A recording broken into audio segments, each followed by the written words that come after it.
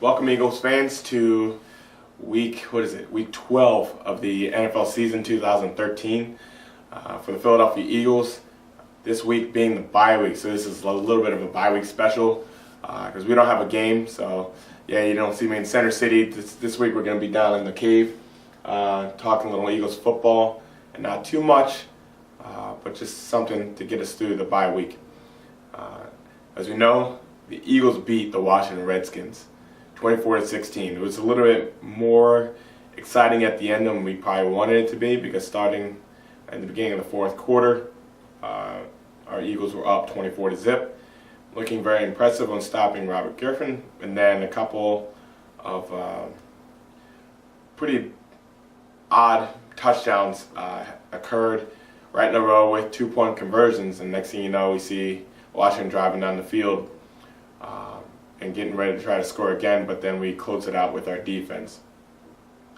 That being said, there's a lot of positive things you can talk about. Yeah, there's a lot of negative things you can talk about, or some, but the fact is we're going to be talking about it from a 3-game winning streak instead of talking about what could have, should have, would have been that could have helped us win. We're actually talking about how we won and how we could have done things better. Chip Kelly is making some adjustments, and we have to notice that.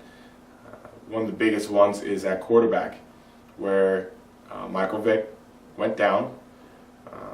Nick Foles played, and there was a game, especially against Dallas, where he looked not so great. Made some adjustments, and as you can see, Nick Foles is actually running the ball. One of the stats that I think is glaring that it's not blown up as much as it probably should be: Nick Foles outrushed Robert Griffin last week. Nick Foles had more rushing touchdowns than Robert Griffin last week. Nick Foles had 9 carries, I believe, for 47 yards, and Robert Griffin had 10 carries for 44 yards, which means also Nick Foles had more yards per carry.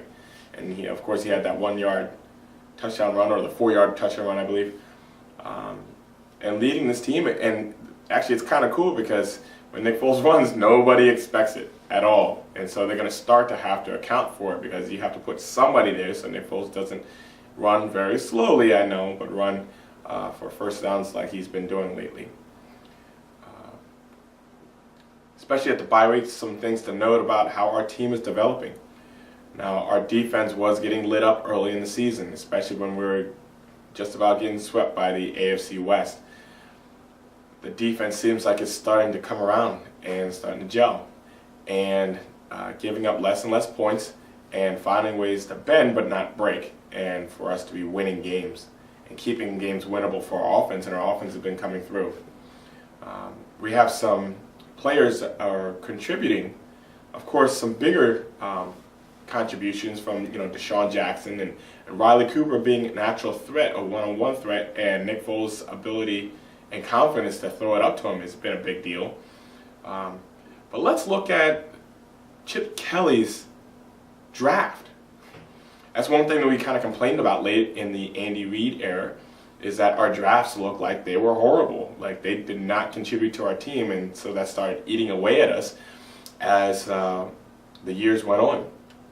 Right now, if you look at our first 5 draft picks are contributing to our team. Actually, really kind of 4, but Lane Johnson, of course, is a starter on the offensive line. Zach Ertz, he's starting to get some catches, and you're starting to see him be a little bit more in our offensive scheme. Vinny Logan, he's been good enough that we traded away a defensive tackle that we got from San Fran, a pretty decent one, because we trust Logan to head the middle. Okay. Of course, our 4th pick, Matt Barkley, he's our backup quarterback right now. I'm not going to pretend like I'm huge on him right now. He's still on the team. And he has some developing to do, but he's still right there as a backup quarterback. And Earl Wolf, which right now is hurt, but he's actually, to what the writer's been saying, things been a pleasant surprise at safety, and in a position that we definitely need somebody to be good at. He's been there. Now they've got some other people that Kruger, he's on the injured reserve, so we'll see how he develops in the future. I don't believe Poyer is even on any part of the team, or King He hasn't contributed at all. So those are late round draft picks. But our first 5 are on the team, and 4 of them are definitely contributing right now on the Eagles, either starting or coming in, and then Matt Barkley being our backup quarterback. So the draft is something to talk about, how if we keep on drafting like this, we're going to be very effective 2, 3, 4 years down the line with guys that we drafted, not just guys that came as free agents from other places, because I think that's where you really build the core of a team in a draft, and people that bought into your system early and grew up in it and can be leaders in it. That being said, on our defense, we have D'Amico Ryans and Trent Cole that have definitely bought into the system. We have younger guys like Michael Kendricks that hopefully we get back pretty soon. Kerry Williams that is trying to do something on his side. Got other guys. Fletcher I know we have on the other side, but we have Rock Carmichael that is starting to develop. You can't say enough about Brandon Boykin. He's actually come up with some pretty awesome interceptions at the right time. And it seems like he comes up with interceptions at the end zone, which I'll take. I mean, he did it against Green Bay, and he did it against Washington. Boykin's actually turning out to be not such a bad dime package or nickel package corner, and who knows what he develops into. You know, we've had small corners before, and if you guys remember Mark McMillan, a little guy, I think they listed him at 5'9". So, you know, pretty good there. And then our offensive line seems like it's playing better with Foles back there. And there might be some predictability of where Foles is because he might not run as much as Vic, which might help us. I'm not going to sit here and dump on Michael Vick, and actually I'm going to give him some props in a second, but the predictability of knowing where your quarterback is back there might help our offensive line block that much better for him. And then Jay McCoy, of course, is finding ways to exist with Foles not being a huge running threat and getting his yards and being very effective. I believe he had 2 touchdowns last week. So that's good as well. The praise for Michael Vick. I know a lot of people, you know, always want to find a way to say something about him. Forget about that. Michael Vick is actually maturing very, very well, to the point that he even came out and said that he believes Nick Foles should be the starter. There could be a lot of other reasons why he might say that. I know whatever people might say, but the fact is he said it. When Chip Kelly is saying that he's not going to tell you who the starter is because he wants people to try to guess who we're going to play, so you have to game plan for a certain quarterback. Michael Vick is being very honest and upfront and saying, hey, look, Nick Foles is on a streak like you can't believe. You know, the guy's jersey is getting thrown into the Hall of Fame because of the 7 touchdowns against Oakland. He's not throwing any interceptions. He had 1 turnover, the fumble, but that's for the season. And he has the team rolling. So why take the guy out when he's rolling? And Michael Vick understands that situation in 2010 when he had the team rolling. Why would you want to take that guy out? But Michael Vick's saying that. It takes a lot of credit to do that. So our Eagles right now are 6-5, and right now in first place by themselves. And just a few weeks ago when we lost to the Giants, you never thought this would come out like this. How do the Eagles finish this season is the big question. Does our defense continue to play the way they've played? And we got some games coming up where they get to prove it.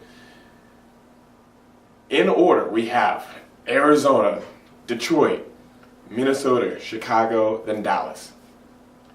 Arizona, of course, always finds a way to beat the Eagles. I knew that. It drives me nuts. Larry Fitzgerald, I wish, of course, he was on our team. The guy is a beast. There's no way around it. The guy is a beast. You got to double coverage that guy, and when you do that, it's going to open up other things. You know that. But we have to find a way to beat them. Detroit has Megatron, another huge guy that just, man, he's going to test our secondary again. And Matt Stafford is not a bad quarterback at all. He can light it up with anybody. Minnesota has AP, and that's going to test our running defense. How do we handle that? Who's going to be the quarterback? Yeah, who knows? But how they're going to handle the running game. Chicago's a little beat up. You know, Brandon Marshall and Forte and these other guys. How are we going to handle Chicago late in the season? But that's going to be at home as well. Yeah, Heat. And then we have the final game against Dallas, where a lot of people say that could really decide the NFC East. But I'm going to tell you what, and I'm going to tell you right now, and I could be wrong, but I don't think Dallas is going to be in it.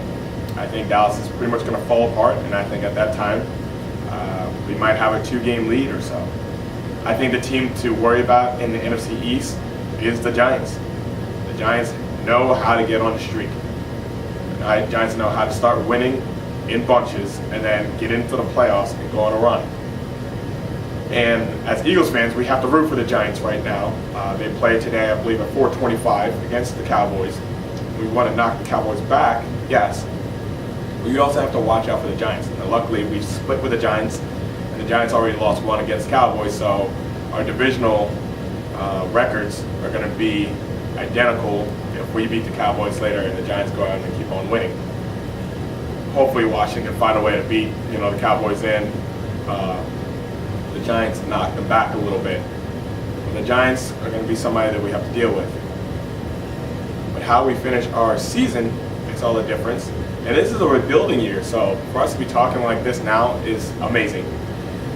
And you have to give a lot of props to how the Eagles are gelling. Now, like I said before, this is not a finished product whatsoever. We still have a lot of drafting to do, a lot of holes to fill, especially in our secondary, and draft some younger linebackers and get a power running back. That's actually, it was said to me as one of the comments, and I agree, we need a power running back. I think Bryce Brown's time is ending as well in Philadelphia.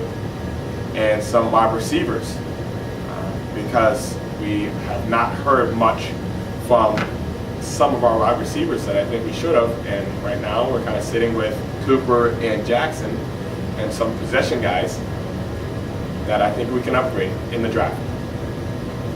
That being said,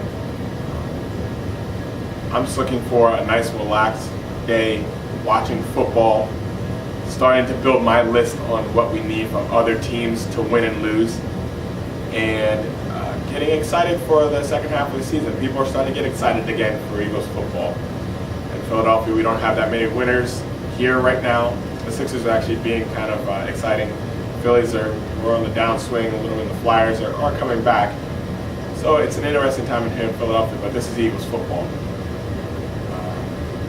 I just hope that we prepare well for Arizona. That's our next opponent. And I'll be back outside in Center City next week to talk about where the Eagles and the division are, whatever, and then kick off the second half of our season with 5 games left to see where we end up. So thanks for all the support out there. Appreciate it as usual. And trying to start to shape up the playoff picture and the direction for what our Eagles are going to be doing in the next 5 weeks. So from the cave, the bird's nest down in the basement, let's go Birds. On our bye week, let's get healthy and let's get a run together and do something special this year. That's it for this week, and have a great day.